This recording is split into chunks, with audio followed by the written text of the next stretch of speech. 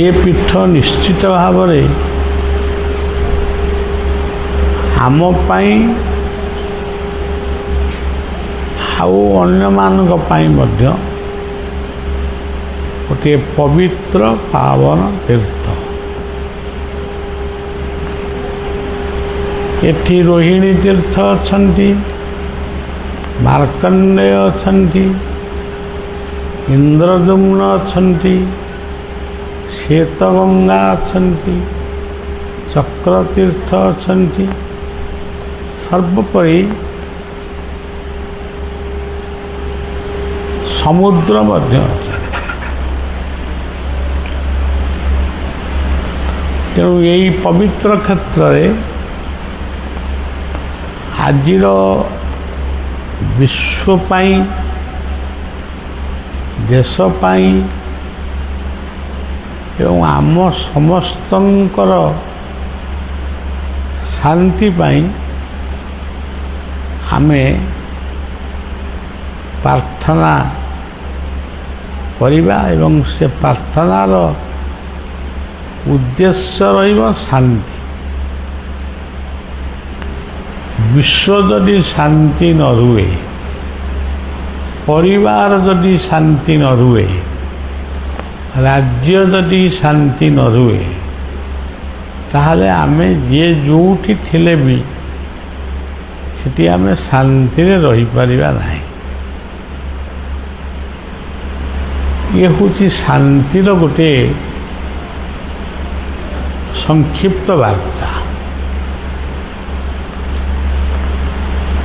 ଲୋକ ପାଖରେ ଅର୍ଥ ଅଛି,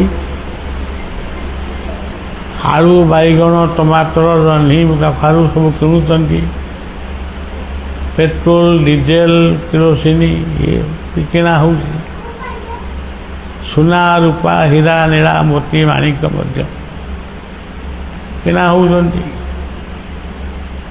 କିନ୍ତୁ କୌଣସି ଗୋଟିଏ ଦୋକାନରେ ଯଦି ପହଞ୍ଚିକିରି ଆପଣ ଶାନ୍ତି ସଉଦା ମାଗିବେ, ତାହେଲେ ସେ ହୁଏତ ଆପଣଙ୍କୁ ଗୋଟେ ପାଗଳ ବୋଲି ଭାବିପାରେ ବା ଗୋଟେ ହାସ୍ୟାସ୍ପଦରେ ଆପଣଙ୍କ କଥାକୁ ମାନେ ଠିକ୍ ଭାବରେ ନ କରେ।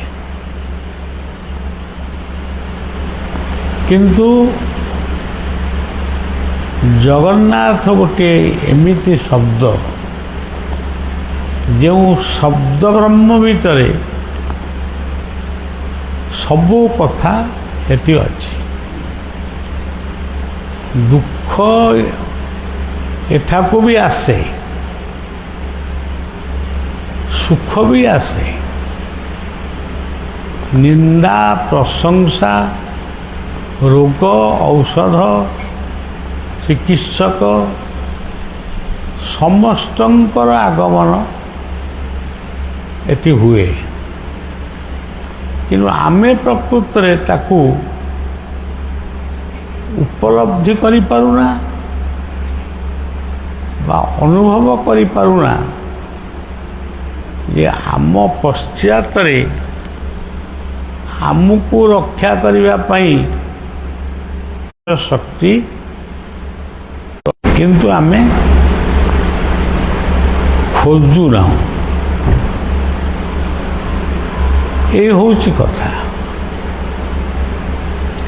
এই କ୍ଷେତ୍ରର ନାମ ହେଉଛି ଶ୍ରୀକ୍ଷେତ୍ର।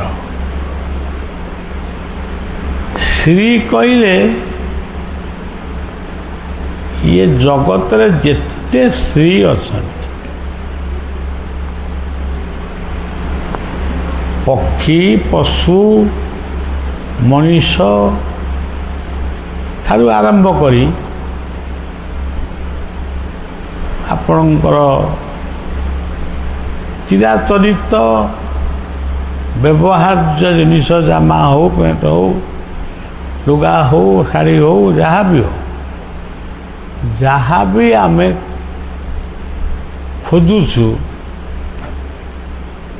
ସିଏ କେବଳ ଏଇ ପୃଥିବୀ ବଜାରରେ ଖୋଜୁଛୁ। ପୃଥିବୀ ପରେ ଆଉ ବଜାର ନାହିଁ, ଆଉ ଖୋଜିବେ କ'ଣ? ଆମର ଯେମିତି ଏଠି ଗୋଟିଏ ମାର୍କେଟ ଅଛି, ସେଠି ଗୋଟିଏ ମାର୍କେଟ ଅଛି, ଆମେ ଏ ମାର୍କେଟ ନହେଲା ସେ ମାର୍କେଟକୁ ଗଲୁ, କିନ୍ତୁ ଏଠି ଯେଉଁ ହାଟ ଅଛି, ଇଏ ହାଟ ଏଇଠି ହିଁ ଆରମ୍ଭ ହୁଏ, ତାର ଆରମ୍ଭ ଏଇଠି, ଶେଷ ମଧ୍ୟ ଏଇଠି। ଯେଉଁମାନେ ଏଇ ଶାନ୍ତି ହାଟରୁ ଶାନ୍ତି ଟିକେ ପାଇବା ପାଇଁ ସେ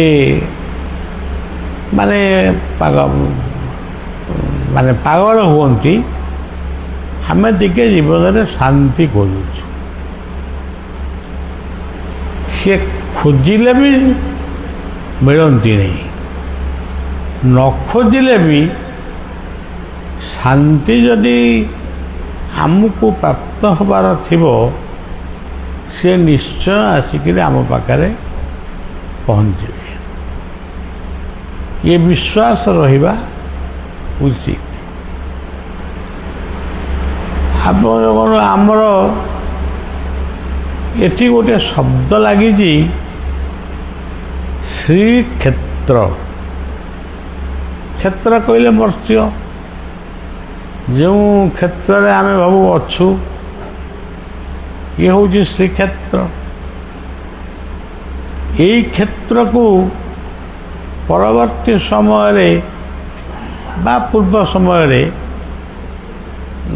ନାମକରଣ କରାଯାଇଛି ପୁରୁଷୋତ୍ତମ ଧାମ। ପୁରୁଷୋତ୍ତମ କହିଲେ ସେ ପରମାତ୍ମାଙ୍କୁ ହିଁ ବୁଝାଏ।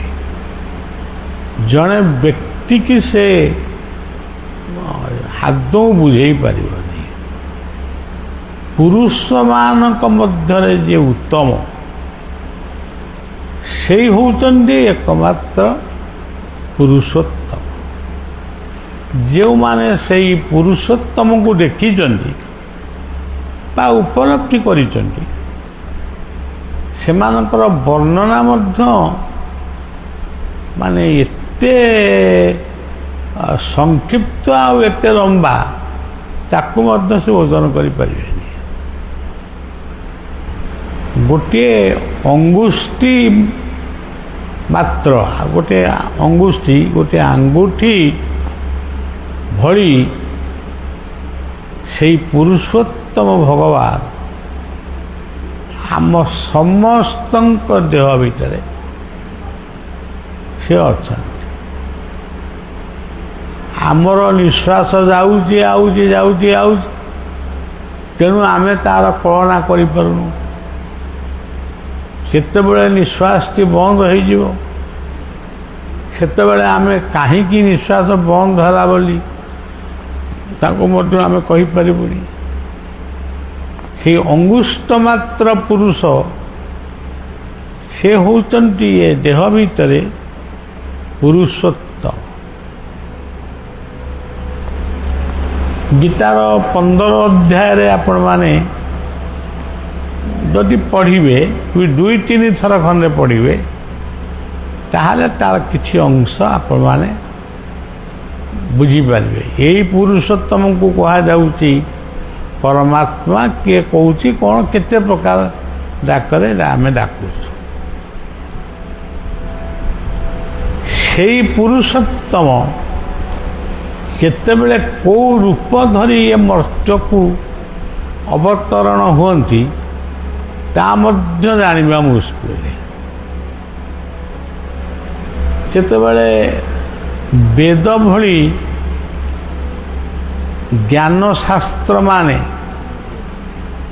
ଯେତେବେଳେ ପ୍ରଳୟ ଜଳ ଭିତରେ ବୁଡ଼ିଗଲେ, ଏ ସମସ୍ତେ ଅନୁଭବ କଲେ ଇଏ ବେଦ ପୋଥି ଆଉ ଦୃଶ୍ୟମାନ ହେବେନି ନା ଆଉ ରହିବେନି। ସେତିକି ବେଳେ ଭଗବାନ ଗୋଟେ ରୂପ ଧାରଣ କଲେ, ଦେଖିବା ପାଇଁ ଠିକ୍ ଗୋଟେ ବିରାଟ ମାଛ। ଏମିତିଆ ମାଛ ବି କିଏ ଆଗରୁ ତାଙ୍କୁ ମହାମତ୍ସ୍ୟ ଅବତାର ବୋଲି କୁହାଗଲା। ଇଏ ବେଦ ସମୂହକୁ, ଶାସ୍ତ୍ର ସମୂହକୁ ସିଏ ତାକୁ ରକ୍ଷା କଲେ। ତେଣୁ ତାଙ୍କୁ କୁହାଗଲା କେଶବ ଧୃତ ମୀନ ଶରୀର ଜୟ ଜଗଦୀଶ। ଯେତେବେଳେ ପୃଥିବୀର ଗୋଟେ ଅବସ୍ଥା ଆସିଛି, ପୃଥିବୀ ଥରୁଛି, ସମସ୍ତେ ଅନୁଭବ କରୁଛନ୍ତି ଇଏ ପୃଥିବୀଟା କେତେବେଳେ ଗଳି ପଡ଼ିବ ବା ପୃଥିବୀଟା ଧ୍ୱଂସ ହେଇଯିବ, ଚୁରୁମାର ହେଇଯିବ। ସେତିକି ବେଳେ ସେଇ ମହାପୁରୁଷମାନେ ମାନେ ଅନନ୍ତଙ୍କୁ ପ୍ରାର୍ଥନା କରିଛନ୍ତି, କର ଯୋଡ଼ି ଆଖିରେ ଲୁହ ଦେଇ ସେ ପ୍ରାର୍ଥନା କରିଛନ୍ତି, ପ୍ରଭୁ ଏ ପୃଥିବୀକୁ ଆପଣ ରଖନ୍ତୁ।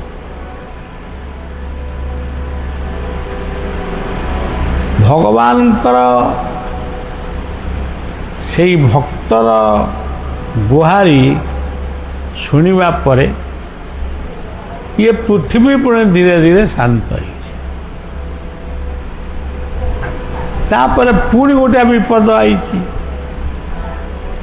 ଆମେ ଯେମିତି ଭାବୁଛୁ ସେ ଅମକ ବାତ୍ୟା ଆସିଥିଲା, ସିଏ ଗଲା, ତାପରେ ଆଉ ଗୋଟେ ବାତ୍ୟା ଆଇଥିଲା, ସେ ବି ଗଲାଣି। ଆମେ ଯେମିତି ଗୋଟେ ହିସାବ ହୁଣ୍ଡା ମୃକ୍ଷାଗିରି କରୁଛୁ, କିନ୍ତୁ ସେଠି ଏ ବ୍ୟାଖ୍ୟା ଚଳିବନି।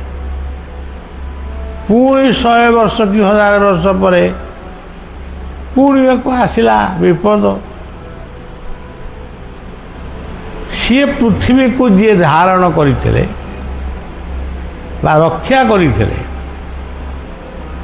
ସିଏ ହେଉଛନ୍ତି ଲକ୍ଷ୍ମୀ ନୃସିଂହ।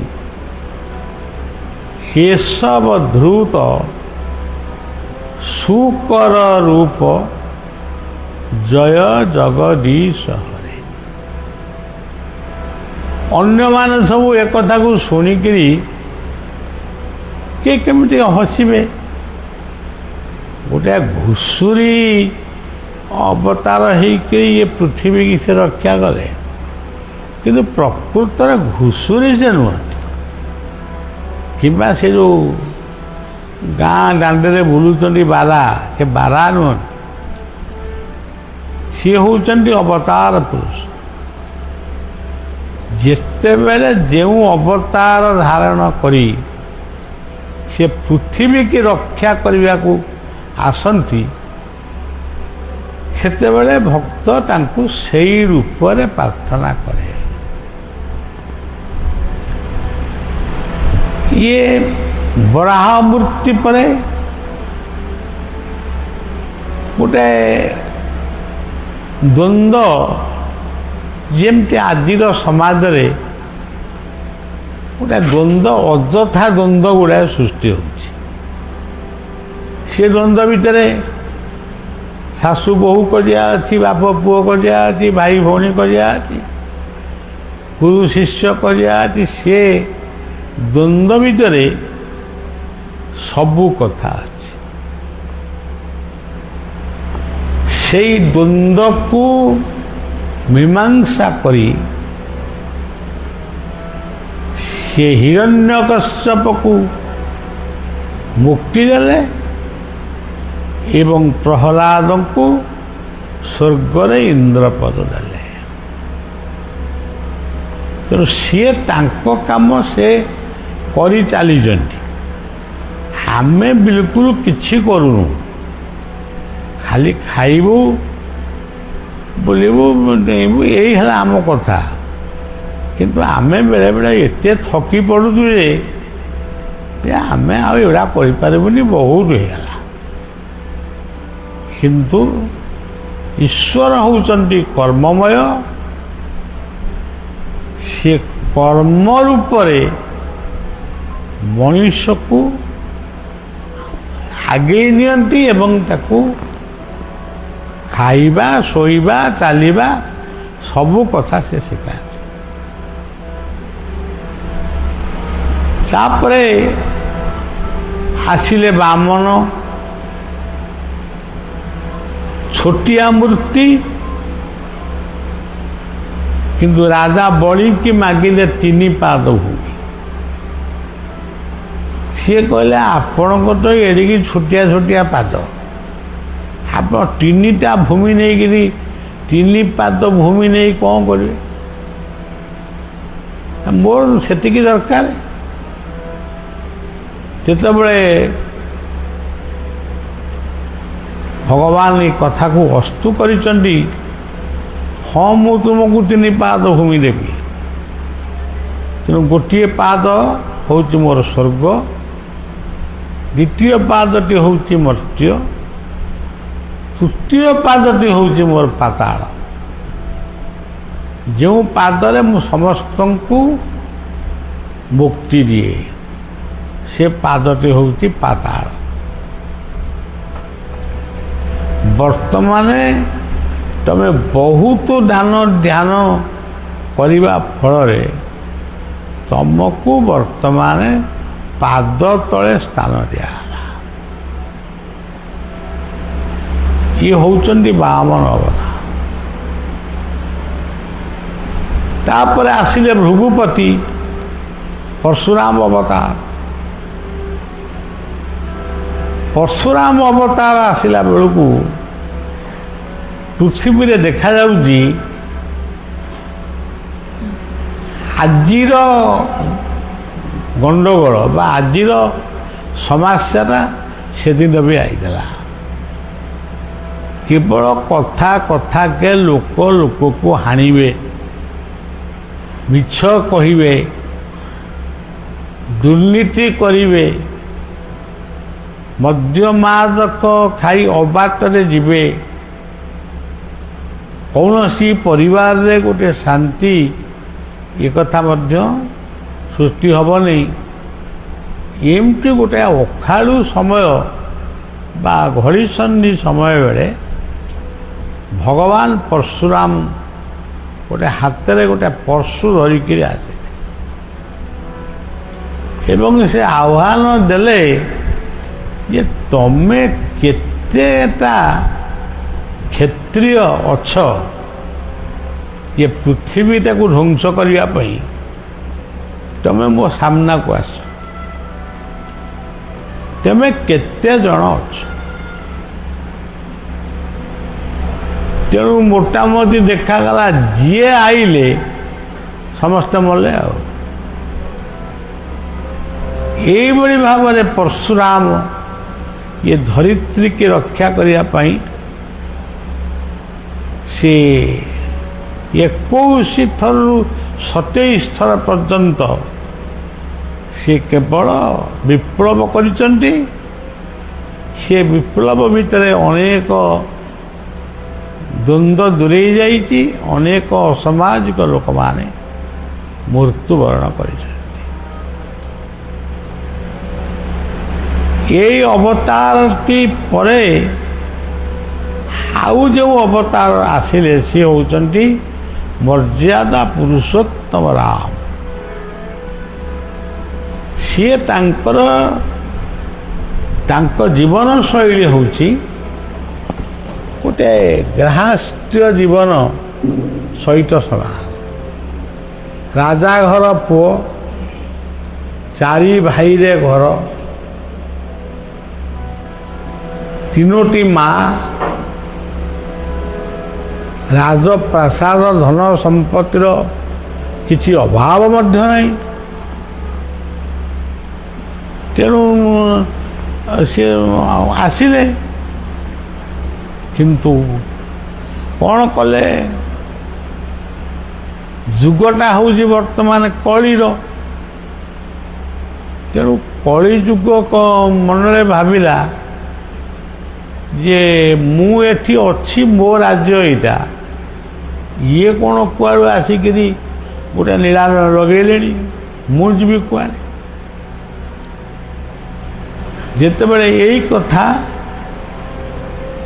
ମାନେ ସମସ୍ତଙ୍କ ଭିତରେ ଗୁଞ୍ଜରଣ ହେଲା, ତେଣୁ ପରଶୁରାମ ଅବତାରରେ, ରାମା ଅବତାରରେ ମାନେ ପରଶୁରାମଙ୍କର ଆଧ୍ୟାତ୍ମିକ କଳାକୁ ସେ ହରଣ କଲେ।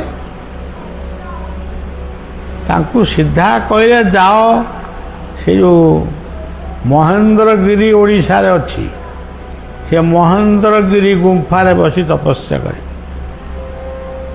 ତମେ ଆଉ ମଣିଷ ଗୁଡ଼ାଙ୍କୁ ଜଙ୍ଗିଲି ମଣିଷ ବୋଲି ଭାବି କି ପଶୁ ପକ୍ଷୀ ଭଳିଆ ଭାବି ତାଙ୍କୁ ତୁମେ ହତ୍ୟା କରିପାରିବ ନାହିଁ। ତମର ସେ ଅଧିକାର ବି ନାହିଁ। ତୁମେ ତାଙ୍କୁ ସୃଷ୍ଟି କରିନା, ମାରିବ କେମିତି? ତୁମେ ଯାଅ ଏଇ ମହେନ୍ଦ୍ରଗିରି ପାହାଡ଼ର ଗୁମ୍ଫାରେ ବସି ତପସ୍ୟା କର। ପରଶୁରାମ ତପସ୍ୟା କରୁଛନ୍ତି, ଏବେ ଉଠିଲେନି କି ପଡ଼ିଛନ୍ତି ସେ କଥା ମୁଁ ଆଉ ଜାଣିନି, କିନ୍ତୁ ତପସ୍ୟା କରୁଛନ୍ତି ସେ। ଆଉ ଇଏ ହେଉଛି ପରଶୁରାମ ଅବତାର, ରାମଙ୍କ କଥା। ରାମଙ୍କ ପରେ ଆସିଲେ ବଳରାମ।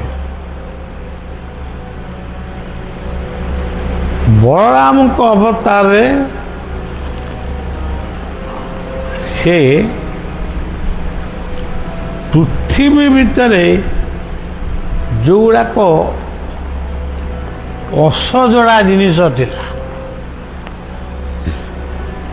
ତାକୁ ସେ ସବୁ ସଜାଡ଼ି ଦେଲେ। ମୁଁ ଗୋଟେ ଉଦାହରଣ ଦେଲେ, ଇଏ ଗୋଟେ ପ୍ରଭୁଙ୍କ ରାଜ୍ୟ, ଗୋଟେ ଛୋଟ ଆଡ଼ୁଆ ସାଡ଼ୁଆ ଉଦାହରଣ ଦେଲେ ଟିକେ ଭଲ ଲାଗିବନି। ତେଣୁ ଆପଣ ଦେଖିବେ, ବେଳେବେଳେ ଆପଣ ଟିଭି ପରଦାରେ ଦେଖୁଥିବେ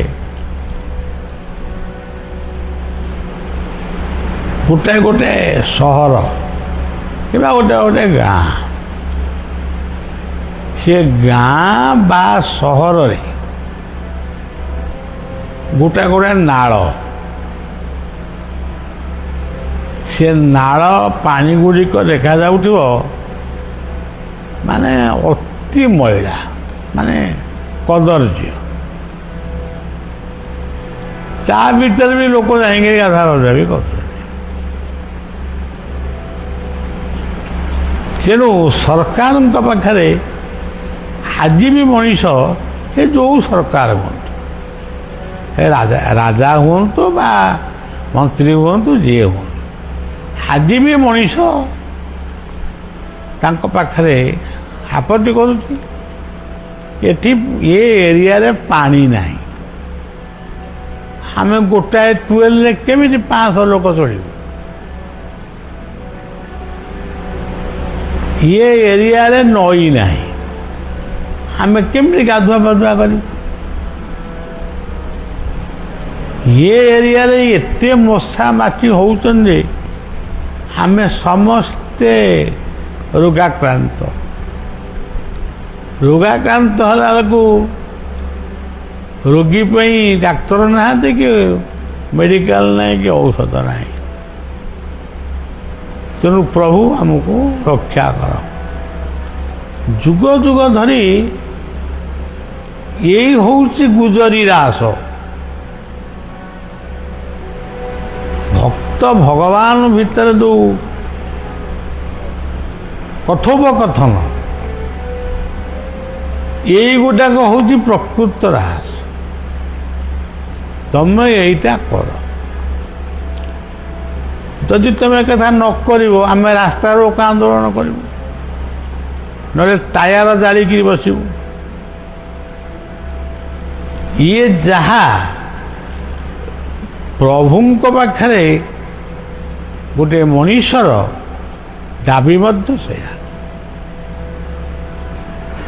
ଦାବି ଯଦି ମଣିଷ ପାଖରେ ରହିବନି, ସିଏ ଯଦି କାହାକୁ କିଛି କହିବ ନାହିଁ, ତାହେଲେ ସିଏ ମଣିଷଟି ପରିବର୍ତ୍ତନ କେମିତି ହେବ? ଏଇଭଳି ଭାବରେ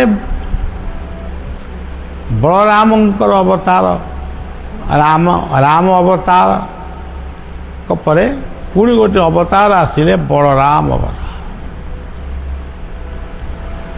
ବଳରାମଙ୍କ ଅବତାରରେ ଆଜି ବି ଆପଣ ଦେଖିବେ ଆମେ ଜଗନ୍ନାଥଙ୍କ ପାଖରେ ହାତ ଯୋଡ଼ି ପହୁଡ଼ ସମୟରେ ଆଉ ସକାଳେ ମଙ୍ଗଳା ଆଳତି ସମୟରେ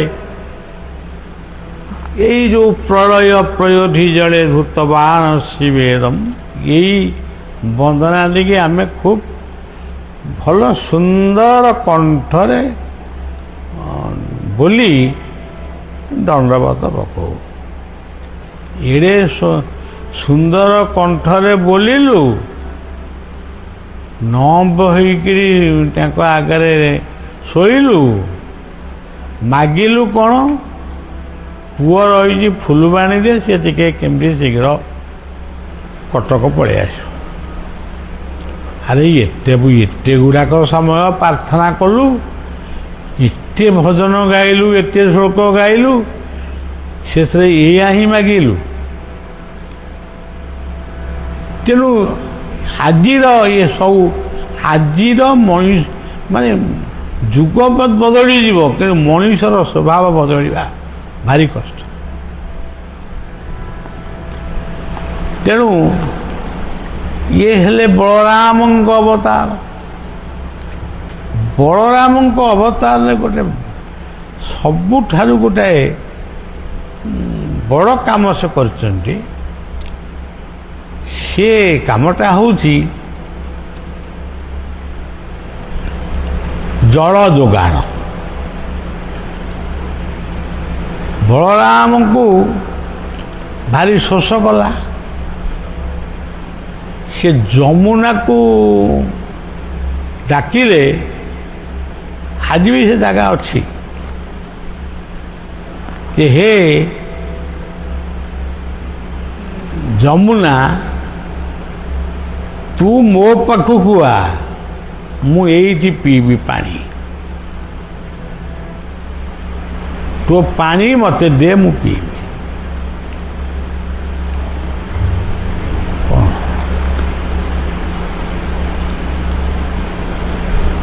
ଦେଖନ୍ତୁ ସିଦ୍ଧ ପୁରୁଷମାନଙ୍କର କଥା ସବୁବେଳେ ଅଟଳ। ଯମୁନା ଟିକେ ଡେରି କରିଛି, 5-10 ମିନିଟ୍ ଖଣ୍ଡେ ଡେରି କରିଛି କି କ'ଣ, ଇଏ ଯେଉଁ ଲଙ୍ଗଳଟା କାନ୍ଧରେ ପକେଇଥିଲେ ସେ ଜଣେ ବଡ଼ କୃଷକ, ସେ ଲଙ୍ଗଳଟାକୁ ଏମିତି ଫୋପାଡ଼ି ଦେଲେ, ଟାଣି ଆଣିଲେ। ଆଉ ପୃଥିବୀର ସବୁ ଇଞ୍ଜିନିୟର ମାନେ ଫେଲ୍ ହେଇଯିବେ ଆଉ ଇଣ୍ଟରଭ୍ୟୁରେ। ଆଉ କାହିଁକି ନା କାନ୍ଧରେ ଥିବା ଲୋକ ଚିତ୍କାର କରୁଛନ୍ତି ଆମ ଗାଁରେ ପାଣି ନାହିଁ, ଆମ କ'ଣ ଟୁଏଲ୍ ନା, ଟୁଏଲ୍ରେ ପାଣି କ'ଣ ତାର ସେ କ'ଣ ପାଣି ବି ହେଉନି, ଆମକୁ ପାଣି ପିଇବାକୁ ଦିଅ ନହେଲେ ଆମେ ମରିବୁ। ଠିକ୍ ସେଇ ବିପ୍ଳବ ସହିତ ସେଦିନର ବିପ୍ଳବକୁ, କିନ୍ତୁ ବୃନ୍ଦାବନରେ ଯେଉଁ ନାରୀମାନେ ସବୁ ରହିଲେ, ତୋର ଭକ୍ତ ହିସାବରେ ତତେ ସେ ପୂଜା କରୁଛନ୍ତି, ସେ ସବୁ କାନ୍ଦୁଛନ୍ତି, ଫୁଲ ଚନ୍ଦନ ଧୂପ ଦୀପ ସବୁ ନେଇକିରି ଗଦା କରୁଛନ୍ତି। ତୁ ତ ସେଠିକି ଯାଉନୁ, ସେ ଫୁଲ ଚନ୍ଦନ ଧୂପ ଦୀପକୁ ତାକୁ କିଏ ଗ୍ରହଣ କରିବ? କିନ୍ତୁ କୃଷ୍ଣଙ୍କର ଶାସନ ଥିଲା ଏକଛତ୍ରବାଦ ଶାସନ। ଆଜିର ଶାସନକୁ ଯଦି ଆମେ ବ୍ୟାଖ୍ୟା କରିବା, ଏ ଦେଶର ଶାସନ କ'ଣ, ସେ ଦେଶର ଶାସନ କ'ଣ, ସେ ଦେଶର ଶାସନ କ'ଣ, ତା ଭିତରେ ଗୋଟେ ଶାସନ ଆସିବ ଏକଛତ୍ରବାଦ। ମୁଁ ଯାହା କହିବି ମୋତେ ମାନିବାକୁ ହବ, ସେ ଭୁଲ ହଉ ନହେଲେ ଠିକ। ତେଣୁ ବଳରାମ କହିଲେ ତୁମେ ତ ଅନେକ ଦିନ ହେଲା ଆଉ ବୃନ୍ଦାବନ ଯାଇନା, ସେତେବେଳେ ଯାହାକୁ 30 ବର୍ଷ ହେଇଯିବ ଓଇଖିନା ତାକୁ 40 ବର୍ଷ ହେଲାଣି, କିନ୍ତୁ ସେ କାନ୍ଦୁଛି। କୃଷ୍ଣ କହିଲେ ଭାଇ ମୁଁ ଯିବିନି, ତାହେଲେ ମୁଁ ଯାଉଛି। ବଳରାମ ଗଲେ, ଯମୁନାର ଏକ ପାର୍ଶ୍ୱରେ ଠିଆ ହେଇ ଗୋଟାଏ ଏଡ଼େ ବଡ଼ ପାଟିରେ ଡାକିଲେ ଯେ ଯିଏ ଯୋଉଠି, ଇଏ ସିନା ବଇଁଶୀରେ ଡାକୁଥିଲେ, ଇଏ ସମସ୍ତେ ବଇଁଶୀରେ ଡାକୁଥିଲେ, ସିଏ ଆଉ ବଇଁଶୀ ବ୍ୟବହାର ନ କରି ତାଙ୍କ ପାଟିରେ ସେ ଏମିତି ଜୋରରେ ଡାକିଲେ, ଯିଏ ଘର ଭିତରେ ଯୋଉ ଗୋପୀମାନେ କିଏ କ୍ଷୀର ଦୁଉଁଥିଲା, କିଏ ଦହି କରୁଥିଲା, କିଏ ପିଲାକୁ ଖାଇବାକୁ ଦେଉଥିଲା, କିଏ କ'ଣ, ସମସ୍ତେ ସବୁ ପୁଅ ଝିଅ ସେ ଧନ ସମ୍ପତ୍ତି ସବୁ ଛାଡ଼ି ଦେଇ ଦୌଡ଼ିଲେ ଆଉ। କିନ୍ତୁ ଯମୁନା କୂଳରେ ଆସି ଦେଖିଲେ ସେ କୃଷ୍ଣ ନୁହନ୍ତି, ସେ ହେଉଛନ୍ତି ବଳରାମ, କୃଷ୍ଣଙ୍କର ବଡ଼ ଭାଇ ବଳରାମ। ଏବଂ ସେ ମନକୁ ମଧ୍ୟ ବୁଝେଇଲେ ଯିଏ କୃଷ୍ଣ ସେଇ ବଳରାମ, ବଳରାମ ହେଉଛନ୍ତି ଅନନ୍ତ, କୃଷ୍ଣ ହେଉଛନ୍ତି ବିଷ୍ଣୁ। ଅନନ୍ତ ଶଯ୍ୟାରେ ବିଷ୍ଣୁ ଶୟନ କରନ୍ତି, ଆଉ ଇଏ କିଏ ସିଏ କିଏ କ'ଣ। ତେଣୁ ସେଠି ପାଣି ଫୋପଡ଼ା ଫୋପଡ଼ି ହେଇ ଯେମିତି ଆମ ରଙ୍ଗ ଖେଳରେ ରଙ୍ଗ ଖେଳନ୍ତି ପିଲାମାନେ, ସେମିତି ସବୁ ଖେଳ ବୁଲ ଚାଲିଲା। ପୁଣି ବଳରାମ ଫେରି ଆସିଲେ। ଏଇଟା ହେଲା ବଳରାମ ଅବତାର। ଇଏ ସବୁଯାକ ଅବତାର ଯେତେବେଳେ କାମ ସରିଗଲା, ଆଉ କ'ଣ ରହିଲା? ଆମେ ତ ସଂସାର ଛାଡ଼ିକିରି, ଇଏ ମର୍ତ୍ତ୍ୟମଣ୍ଡଳକୁ ଛାଡ଼ିକିରି ଆମକୁ ତ ଯିବାକୁ ହବ।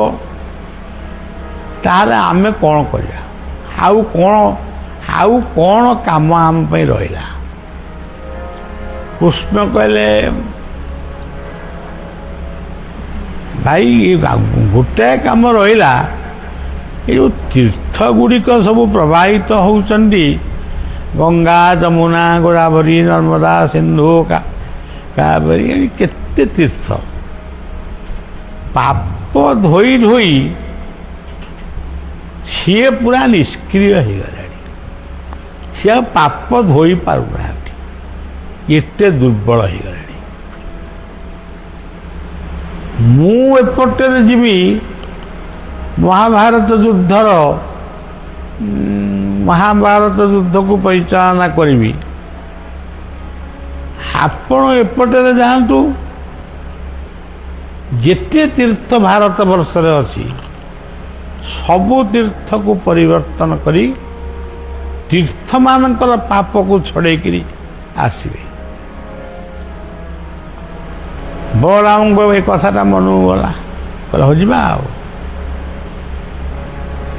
ସେଇ ନୀଳାମ୍ବର, ଇଏ ହେଉଛନ୍ତି ପୀତାମ୍ବର, ବଳରାମ ହେଉଛନ୍ତି ନୀଳାମ୍ବର। ତାଙ୍କ କାମ ସେ କରୁଛନ୍ତି ଆଉ।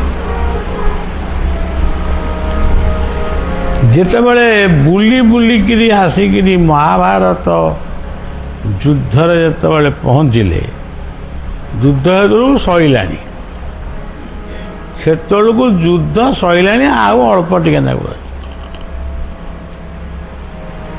ସିଏ ଦେଖିଲେ ଯୁଦ୍ଧ ତ ସଇଲାଣି, ଆଉ କ'ଣ କାମ ଅଛି? ସେ ଚିନ୍ତା କଲେ ସେଠି ଦିଟା କ'ଣ ଗଡ଼ାପଡ଼ା ହେଉଛନ୍ତି। ଗୋଟାଏ ଦେଖାଯାଉଛି ଭୀମ ଭଳିଆ, ଆଉ ଗୋଟାଏ କ'ଣ ଦେଖାଯାଉଛି ଦୁର୍ଯ୍ୟୋଧନ ଭଳିଆ। ଭୀମକୁ ତ ମୁଁ ଗଦା ଯୁଦ୍ଧ ଶିଖେଇଛି, ଦୁର୍ଯ୍ୟୋଧନକୁ ତ ମୁଁ ଗଦା ଯୁଦ୍ଧ ଶିଖେଇଛି। ତାହେଲେ ଗଦା ଯୁଦ୍ଧରେ ଶିଖିଥିବା ମୋର ଦୁଇ ଶିଷ୍ୟ ଯାକ ସିଏ ଏଠି ମହାଭାରତ ଯୁଦ୍ଧରେ କ'ଣ ବାଡ଼ିଆ ପିଟା ହେଉଛନ୍ତି?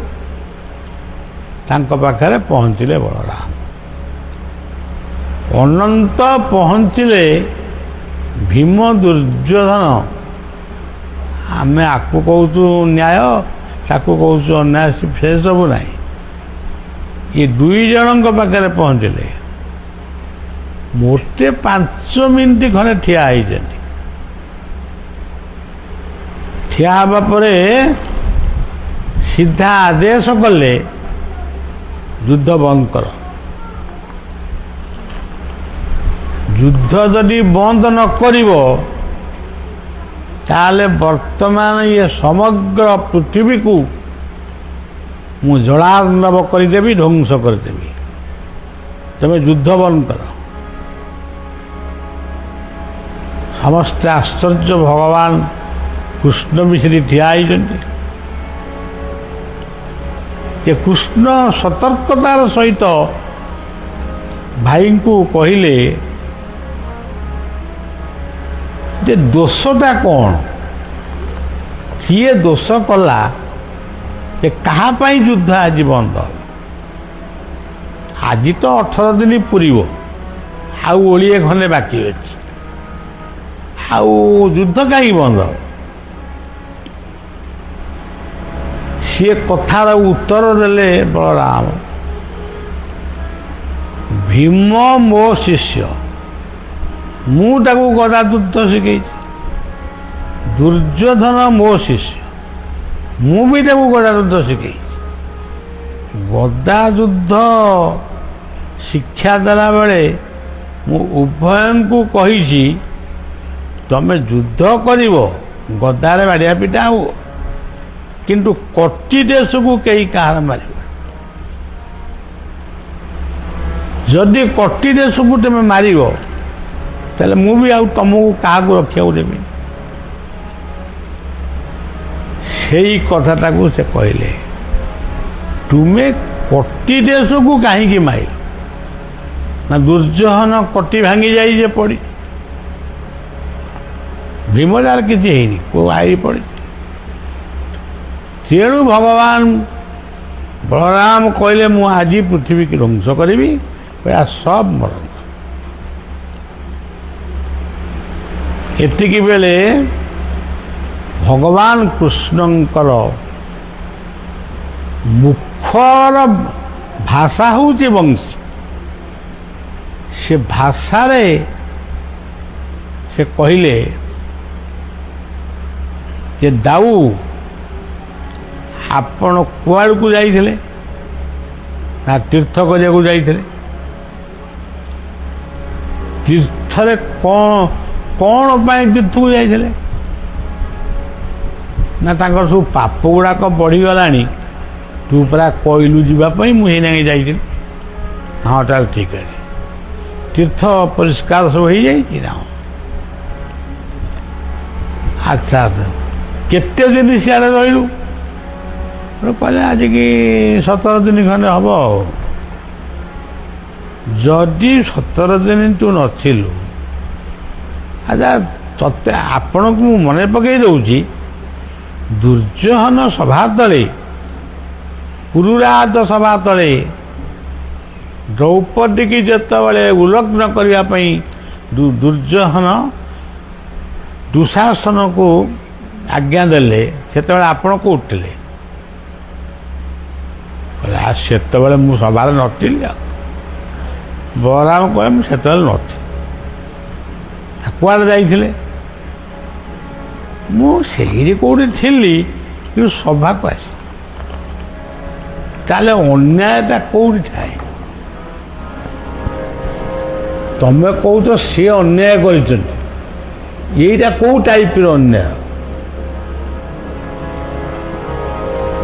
ଆଚ୍ଛା, ଏମିତି ସେ ଏତେ କଥା କହିଲେ। ପାଣ୍ଡବମାନଙ୍କୁ 13 ବର୍ଷ କ'ଣ ଅଜ୍ଞାତ ବନବାସକୁ କିଏ ପଠେଇଦେଲା? ପାଣ୍ଡବମାନେ ପଠେଇଛନ୍ତି। ତା ଭୁଲଟା କୋଉଠି ତାଙ୍କର ରହିଲା? ଆଚ୍ଛା, ଏଇଭଳିଆ ଅନେକ ଉଦାହରଣ ଭଗବାନ କୃଷ୍ଣ ବଳରାମଙ୍କୁ ପରାମର୍ଶ ଦେଇନାହାନ୍ତି, ମାନେ ନିବେଦନ କରିଛନ୍ତି। ଆପଣ ଏଇସବୁ କଥା ଆଚ୍ଛା ଶେଷକୁ କହିଲେ, ଦାଉ ମୁଁ ଗୋଟିଏ କଥା ପଚାରୁଛି ଆପଣଙ୍କୁ,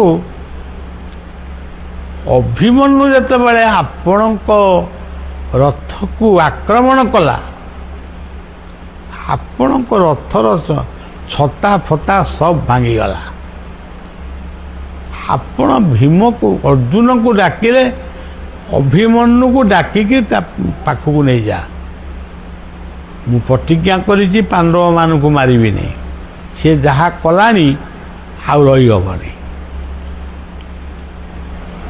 ଆଚ୍ଛା ଇଏ ଅଭିମନ୍ୟୁକୁ ସେଟା ନେଇ ଆସିଲେ, ପରବର୍ତ୍ତୀ ସମୟରେ ଅଭିମନ୍ୟୁକୁ ଗୋଳ ରାତିରେ, ଗୋଳର କହିଲେ ରାତି ଅଧରେ, ରାତି ଅଧ ରାତିରେ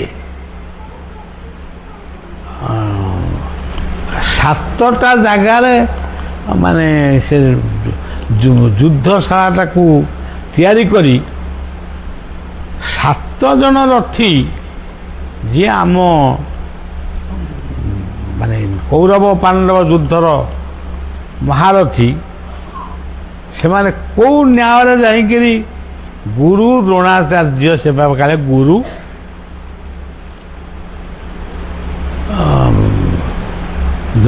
ଭୀଷ୍ମ ଦ୍ରୋଣତଟା ଜୟଦ୍ରଥ ଜଳା ଗାନ୍ଧାର ନୀଳୋତ୍ପଳା ଶଲ୍ୟଗ୍ରାହବତୀ କୃପେଣ ବହନି କର୍ଣ୍ଣେନ ବେଳା ଅସ୍ୱସ୍ଥମାରେ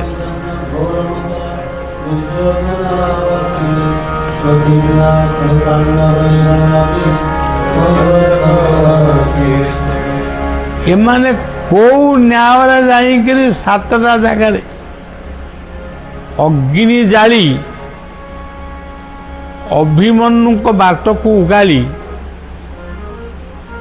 ଅଭିମନ୍ୟୁକୁ ବଦ୍ଧ କଲେ। ଇଏ ତାଙ୍କର ସବୁ କାଳେ କକେଇ ଦଦେଇ ହନ୍ତି, ମଲା ବେଳକୁ ସେ ପାଣି ପାଣି ପାଣି ମାନେ ଚିତ୍କାର କରି ଟିକେ ପାଣି ଦିଅ, ମଣିଷ ନା ଏଗୁଡ଼ା ସବୁ କ'ଣ, ତାଙ୍କୁ ଟିକେ ପାଣି ବି ଦେଲେନି ପିଇବା ପାଇଁ। ଉତ୍ତରାଙ୍କର ଗୋଟିଏ ବୋଲି ପୁଅ, ସେ ଯୁଦ୍ଧ କ୍ଷେତ୍ରରେ ଟଳି ପଡ଼ିଲେ। ଆପଣ ଦାଉ କହିବେ ଅନ୍ୟାୟଟା ସେପଟରେ ବେଶୀ ନା ଏପଟରେ ବେଶୀ?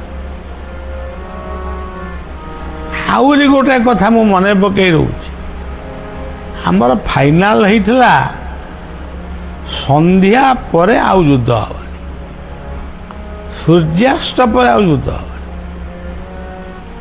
ଅଭିମନ୍ୟୁ ଯେତେବେଳେ ମଲା ସେତେବେଳେ କ'ଣ ସୂର୍ଯ୍ୟ ଥିଲେ? ତାହେଲେ ସୂର୍ଯ୍ୟାସ୍ତ ସମୟରେ କାହିଁକି ଯୁଦ୍ଧ? ବଳରାମ ଠିଆ ହେଇକି ସବୁ ଶୁଣିଲେ, ଶେଷକୁ କହିଲେ ତୋ ଇଚ୍ଛା ଯାହା କରୁଛୁ କର, କହି ପଡ଼େ। ସବୁ ଶୁଣିଲେ, ଦେଖିଲେ ଦୋଷ ଇଆଡ଼େ ଅଛି, ଆଉ ସେ କହିବେ କ'ଣ? ଆହୁରି ବହୁତ କଥା ଅଛି। ତେଣୁ ଏଇଭଳି ଭାବରେ ଦଶାବତାର ଯେଉଁ ଆମେ ପଢ଼ୁଛେ, ଆ ଭିତରେ ବହୁ ତତ୍ତ୍ୱ ଅଛି। ଶେଷ କଥା ହେଲା, ଆମେ ତ ଯିବା ଦ୍ୱାରିକାକୁ, ପୁଣି ଦ୍ୱାରିକା ପରେ ପଳେଇବା ଆମ ନିତ୍ୟଧାମ। ଗୋଟେ କାମ କରିଦେଇ ଯିବା, ବୁଦ୍ଧାବତାର ଜ୍ଞାନ ବଣ୍ଟନ କରିକିରି ଯିବା। ଦୁନିଆରେ ଜ୍ଞାନ କ'ଣ ଅଜ୍ଞାନ କ'ଣ ଲୋକଙ୍କୁ ବୁଝେଇ ଦେଇ ଯିବା। ସେଇଠୁ ଆରମ୍ଭ ହେଇଥିଲା ଶ୍ରୀମଦ୍ ଭଗବତ ଗୀତା।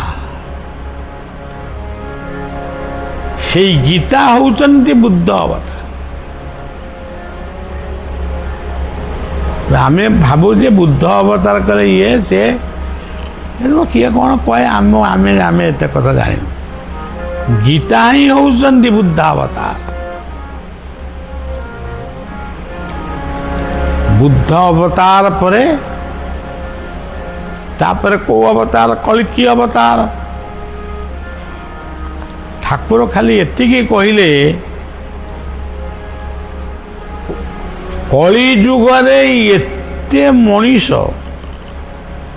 ଜନ୍ମ ହେବେ, ତା ଦେହରୁ 12 ମଣିଷ ବାଳୁଙ୍ଗା ହେବେ।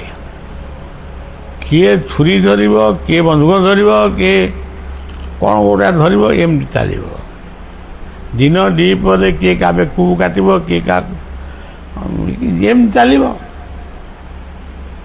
ତେଣୁ ଆମେ ଆଉ କେତେ ଲୋକଙ୍କୁ ମାରିକିରି ଏତେ ଲୋକଙ୍କୁ ମାରିଲେ ଇଏ ଧରିତ୍ରୀ ମାନେ ରକ୍ତ ରଞ୍ଜିତ ହେଇଯିବ। ତାହେଲେ କ'ଣ କରିବା ନା ଆଉ କାହାକୁ ମାରିବାନି, ଅସ୍ତ୍ର ଧରିବାନି, କାହାକୁ ମାରିବାନି କି କାହାକୁ ପଦେ ଶୋଧିବାନି। କ'ଣ କରିବା ତାହେଲେ? କେମିତି କ'ଣ ତାହେଲେ ଉଦ୍ଧାର ହେବେ? ସେଇଠି ସେ କହିଲେ ନେଛନି ବହନେ ଧନେ କଳୟସି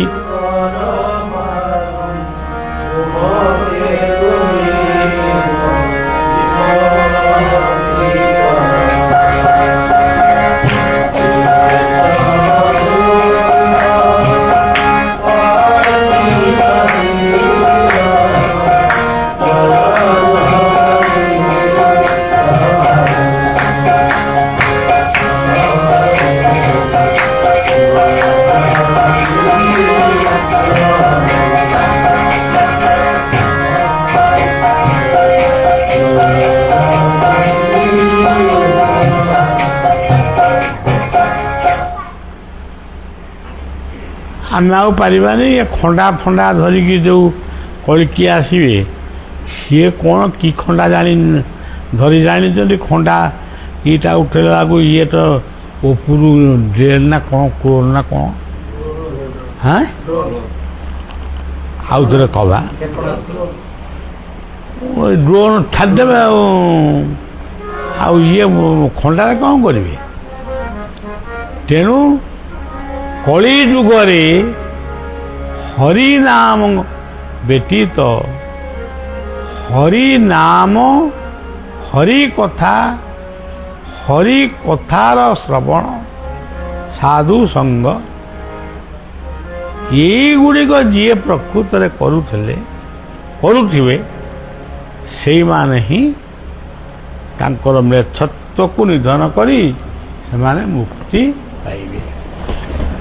ତେଣୁ ଏ କଳିଯୁଗ ହଉ କି ଯେଉଁ ଯୁଗ ହଉ, ଏ ଯୁଗରେ କେବଳ ନାମ ହିଁ ସର୍ବଶ୍ରେଷ୍ଠ। ନାମାଚାର୍ଯ୍ୟ ବାବା ବାୟା କହନ୍ତି, ନାମ ଅଟଇ ମହାବଳ, ସେ ବଳେ ଜିଣ ଭୂମଣ୍ଡଳ। ଯେଉଁ ମାଟିରେ, ଯେଉଁ ତୀର୍ଥରେ, ଯେଉଁ ସାଗର କୂଳରେ, କଳ୍ପବଟ ମୂଳରେ, ଯେଉଁଠି ମହାପ୍ରଭୁ ଚୈତନ୍ୟ ବିଲୀନ ହୋଇଯାଇଛନ୍ତି ବୋଲି ଅନେକ କୁହନ୍ତି, ମହାପ୍ରଭୁଙ୍କର ଶରୀରକୁ କେହି ପାଇନାହାନ୍ତି। ବିଭିନ୍ନ ପ୍ରକାର ଗୁଜବଟ ବାହାରିଲା। କିଏ କହିଲେ ପଣ୍ଡାମାନେ ହାଣିଦେଲେ, କିଏ କହିଲେ ଅମୁକ କଲେ, ସେଗୁଡ଼ାକ ଛାଡ଼। କିନ୍ତୁ ସେ ଦେହତ୍ୟାଗ କରିଛନ୍ତି, ସମାଧି ନେଇଛନ୍ତି।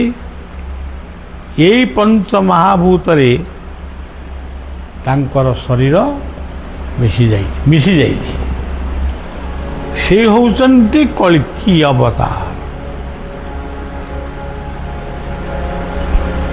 ସେଇ କଳ୍କିଙ୍କୁ ଆମେ ସବୁବେଳେ ନହେଲେ ବି ଟିକେ ଟିକେ ଚିନ୍ତନ କଲେ କଳି ତାପ ଆମକୁ ଲାଗିବ ନାହିଁ।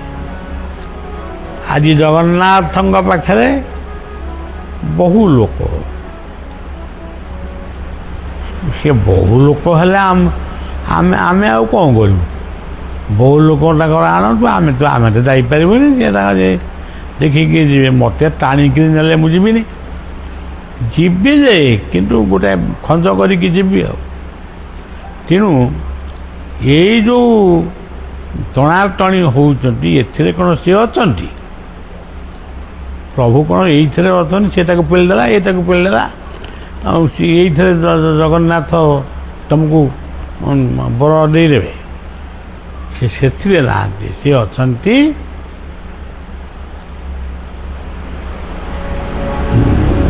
ମୋର ଭକତ ମୋର ମିତ୍ର, ସେ କରେ ଜଗତ ପବିତ୍ର।